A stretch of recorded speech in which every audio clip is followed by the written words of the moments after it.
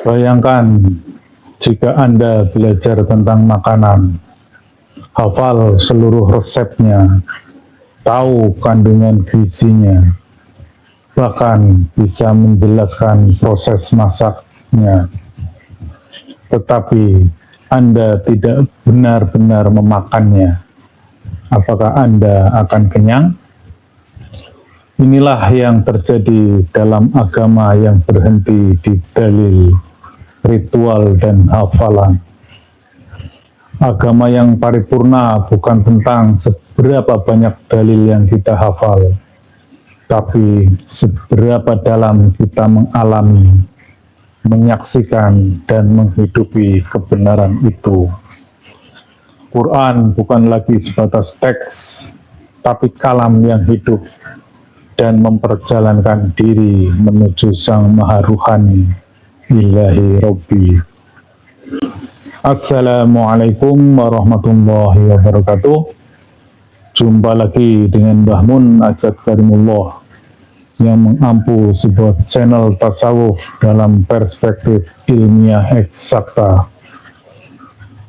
Kami adalah pelaku tarekat arwah atau tarekat Qadim yang tergabung dalam majelis zikir tarekat Naqsabandiyah Khalidiyah Nusantara, sehingga kami fokus pada bahasan di ruang-ruang ruhani.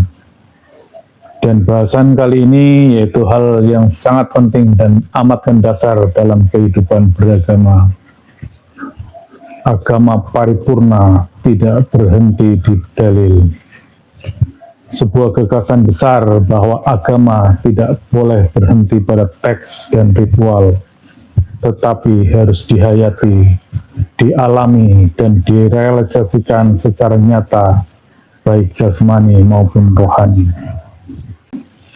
Pemirsa dimanapun berada, kita menyaksikan banyak umat beragama yang terjebak dalam formalitas ritual, seperti sholat yang tidak mencegah perbuatan keji dan mungkar, sebagaimana Quran Surat Al-Ankabut ayat 45, Inna sholata tanha anil fahsya'i wal munkar. Sesungguhnya sholat itu mencegah dari perbuatan keji dan mungkar. Bahwa sholat adalah bukan tujuan, tetapi jalan untuk menuju tujuan, terhindar dari perbuatan keji dan mungkar. Demikian halnya ibadah ritual lain seperti puasa yang hanya menahan lapar dan dahaga tanpa takwa, sebagaimana dimaksud dalam Quran Surat Al-Baqarah 183. Ya ayyuhalladzina amanu kutiba alaikumusiyam kama kutiba alal ladzina min qablikum la'allakum tattaqun. Dan semestinya berpuasa itu menjadikan kita bertakwa. Takwa adalah dimensi ruhani. Dia tidak bisa disentuh, tidak bisa dibaca dengan pembaca virtual kita. Dia adalah wilayah esoteris. Ketika puasa hanya sebatas menahan lapar dan haus, maka pastilah dia tidak akan sampai menyentuh level takwa. Karena takwa adalah sifatnya ruhani. Dia tidak hanya berpuasa secara lahiriah, tetapi ruhaninya, batiniahnya, wilayah esoteriknya semuanya ikut berpuasa. Demikian halnya dengan kurban yang hanya menyembelih daging tanpa dimensi ketakwaan, sebagaimana Quran Surat Al-Hajj ayat 37, yang artinya daging hewan kurban dan darahnya itu sekali-kali tidak akan sampai kepada Allah. Akan tetapi yang sampai kepadanya adalah ketakwaannya. Dan sekali lagi, di sini juga dimensinya dimensi ruhani. Takwa tidak bisa diukur secara lahiriah, tidak bisa didefinisikan dalam perspektif fikih, dalam hukum-hukum mazhab itu tidak mungkin bisa dielaborasi, diungkapkan secara tegas dan jelas karena dia dimensi ruhani. Hal yang sangat mendasar yaitu dalam hal syahadat. Syahadat yang kita pahami dalam pelaksanaannya itu hanyalah sebatas ucapan tanpa benar-benar menyaksikan. Karena yang disaksikan semuanya adalah wilayah ruhani. Asyhadu an la ilaha illallah, bahkan Allah itu adalah maha ruhani, maha qadim.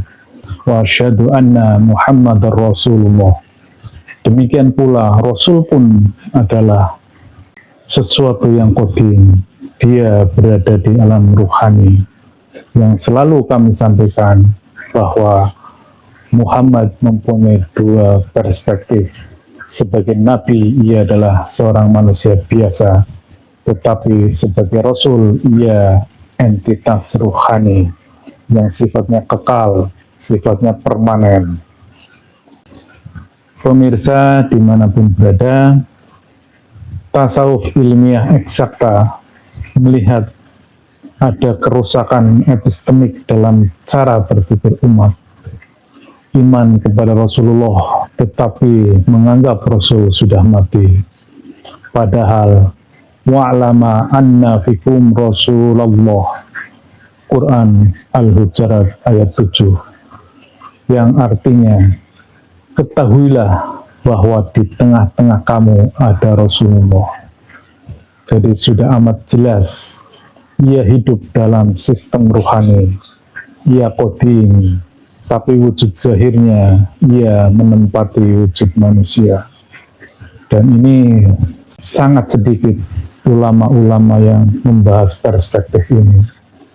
Rasul dianggap sebagai kisah masa lalu. Al-Quran dianggap sebagai kisah masa lalu. Inilah yang kita pahami dalam Syair Watan Gus Dur. Beliau sesungguhnya ingin mengatakan kritik yang amat pedas. Janganlah kalian hanya memahami agama sebagai dongengan belaka, hanya pintar cerita dan membaca, tetapi tidak bisa memahami ruhaniahnya.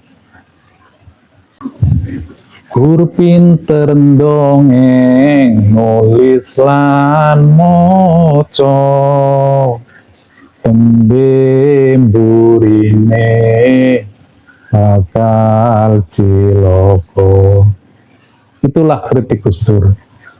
Dan itu semua berawal dari pemahaman teks yang keliru. Memahami teks sebagai sesuatu yang telah terjadi. Past tense, fi'il madi yang sudah terjadi. Padahal semestinya Al-Quran adalah kalamullah. Dia qadim, dia permanen, dia tetap ada. Dia ada mendahului alam dunia ini dan tetap ada sampai akhir nanti. Itulah konteks daripada qadim. Dan Gus Dur itu luar biasa, beliau paham tentang hal ini. Kemudian kita ambil contoh lainnya, iman kepada akhirat, tapi akhirat dianggap nanti setelah mati. Padahal Quran surat At-Takatsur ayat 6 dan 7. La tarawunnal jahim, summa latarawunnaha ainal yaqin, yang artinya pasti kamu benar-benar melihat neraka jahim, kemudian kamu benar-benar melihatnya dengan mata yakin. Jadi sudah sangat jelas akhirat itu dialami dan disaksikan ketika kita masih di dunia ini. Itulah fungsinya Al-Quran. Dia memberikan informasi bahwa alam akhirat, alam ruhani itu harus dialami, harus diselesaikan dengan ruhani kita. Namun umat memahaminya akhirat itu nanti. Dengan bekal apa kita menyelesaikan akhirat? Kita merasa jumawa, kita merasa pede dengan amal-amal kita bisa menyelesaikan akhirat. Padahal ketika manusia di dunia ini masih komplit, dia ada jasadnya, dia ada akal rasionalnya, ada emosionalnya, ada unsur naluriahnya, dan ada ruhnya. Dia masih utuh bergabung dalam satu kesatuan, dan dia ditunjuki oleh Al-Quran. Kalau dalam perspektif itu saja dia tidak mampu memahami alam akhirat, bagaimana nanti ketika jasad sudah mati, ruh yang masuk ke alam akhirat, yang terhijab oleh jiwa-jiwa kita, bagaimana mungkin dia bisa mengenalinya? Satu-satunya cara dan satu-satunya jalan adalah mengenalinya ketika kita di dunia ini. Pemirsa dimanapun berada, kita mengenal berbagai macam syariat, tetapi itu harus dipahami bahwa itu adalah syariat jasad. Seperti sholat, puasa, haji, zakat, itu semua adalah ibadah fisik. Perlu dilakukan sebagai bentuk ketaatan, tapi itu jalan, bukan tujuan. Kita jangan terjebak, kita jangan berhenti dengan sholatnya, dengan puasanya, dengan hajinya, dengan zakatnya, dengan bacaan Al-Quran. Tetapi adakah kebersambungan sehingga seluruh amalan kita bermakna di mata Allah Subhanahu wa Ta'ala?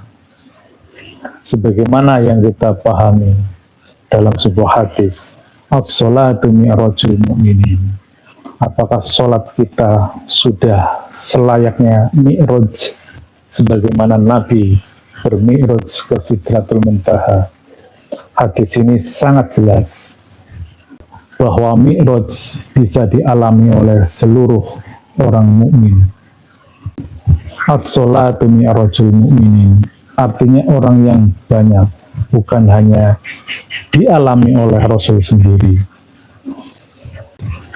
Keimanan harus terhubung langsung melalui tali wasilah, yaitu ruhani Rasul. Sebagaimana Quran surat Al-Ma'idah ayat 35. Ya ayyuhalladzina amanu taqullah wabtaghu ilaihil wasilah. Di sini juga sangat tegas bahwa orang beriman disuruh untuk bertakwa dan mencari wasilah. Ayat ini adalah ayat yang dimensional, tidak bisa dipahami dengan kasat mata, tidak bisa dibaca dengan pembaca virtual kita, dengan panca indera kita.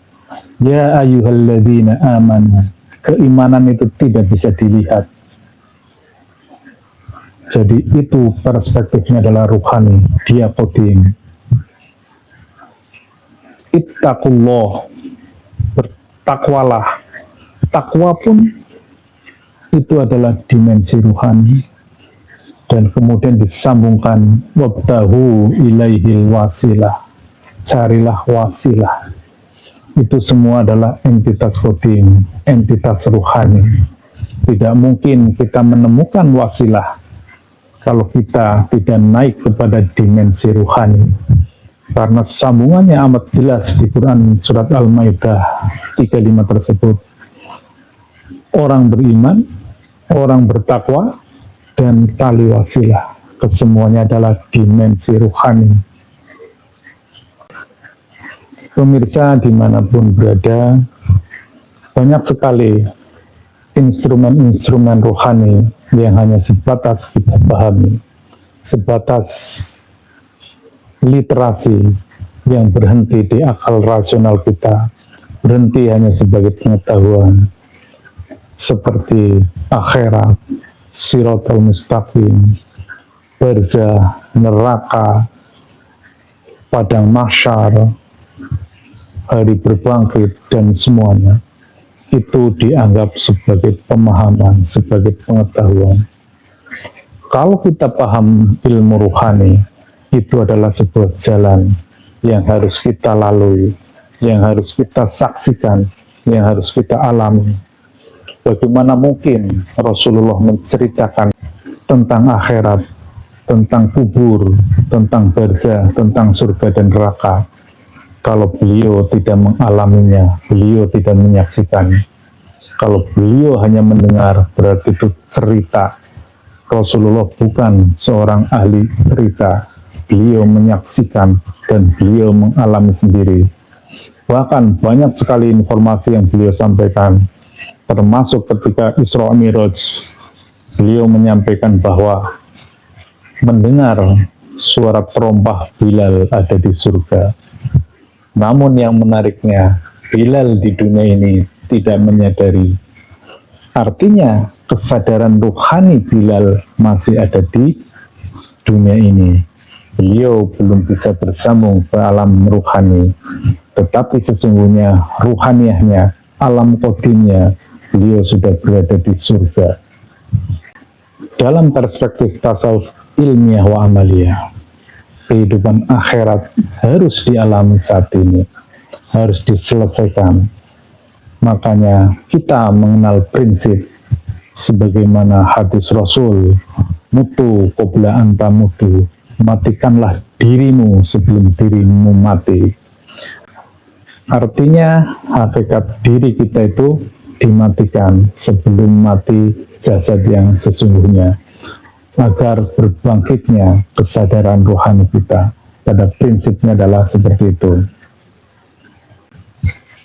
Pemirsa dimanapun berada, tujuan kami adalah udkhulu fisilmi kafah, sebagaimana Al-Baqarah 208.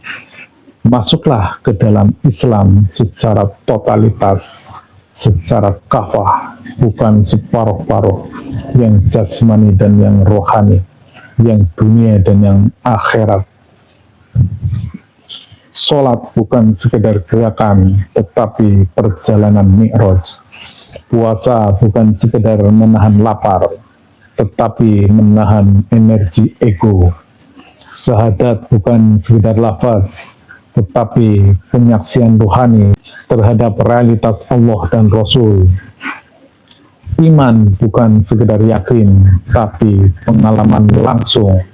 Tidak sekadar ainul yakin dan ilmu yakin, tetapi hakul yakin. Hakul yakin adalah peristiwa empiris di alam qadim. Kami dari Majelis Zikir Tarekat Naqsabandiyah Kholidiyah Nusantara, sebuah tarekat arwah, tarekat qadim, menyampaikan atau mengajak kepada seluruh umat manusia di dunia bahwa tidaklah cukup beragama hanya sebatas literasi dan ritual-ritual ibadah. Agama harus masuk ke dalam dimensi yang lebih esensi lagi, karena manusia terdiri dari jasmani dan rohani. Oleh karena itu, kami mengajak, mari kita lakukan aktivasi ruhani kita. Ruh manusia berbeda dengan ruh yang lainnya. Dia punya potensi nur iman dan nur kita. Ketika ruh kita tidak diaktifasi, maka potensi nur iman dan nur kita itu tetaplah tersembunyi. Dengan teraktivasi ruhani kita, maka diri kita, nafs kita, naik kesadarannya menjadi kesadaran rohani, sehingga barzah, hari berbangkit, padang mahsyar dan neraka bisa dialami saat ini ketika di dunia ini.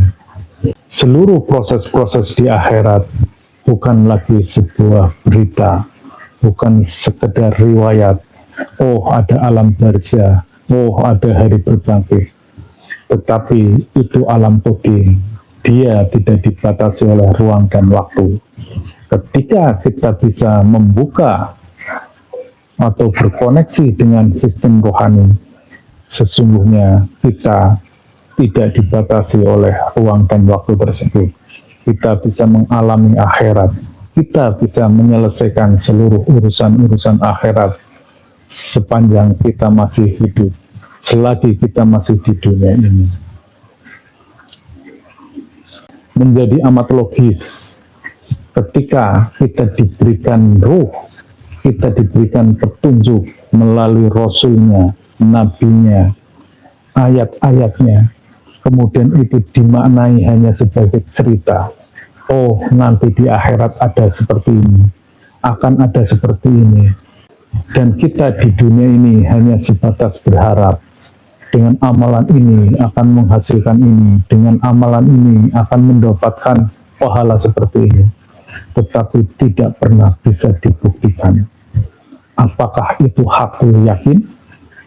Bahkan kebenaran ilmu pengetahuan pun jauh di atas itu.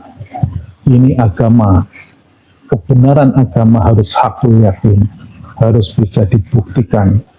Dan hakul yakin adalah kebenaran tertinggi, peristiwa empiris di alam qadim, melampaui kebenaran ilmu pengetahuan, kebenaran di alam materi, kebenaran akal rasional. Saudaraku, sudah saatnya kita mengalami agama, bukan sekedar membicarakannya. Sudah saatnya kita menyelesaikan perjalanan rohani, bukan sekedar berputar dalam syariat lahiriah. Tasawuf ilmiah eksakta mengajak Anda menempuh jalan kafah, menyambung rohani kepada rohani Rasul dalam sistem wasilah, menyucikan jiwa, tasfiyatun nafas, dan mengalami makna iman secara hakiki. Agama bukan hafalan, agama adalah pengalaman, agama bukan dalil, agama adalah jalan menuju penyaksian. Barang siapa mengenal dirinya, maka dia akan mengenal Tuhannya. Man arafa nafsahu faqad arafa rabbah. Demikian, mohon maaf sekiranya banyak hal yang kurang berkenan dalam penyampaian kami. Kami akhiri, ilahi anta maksudi waridho kamatlubi. Wassalamualaikum warahmatullahi wabarakatuh.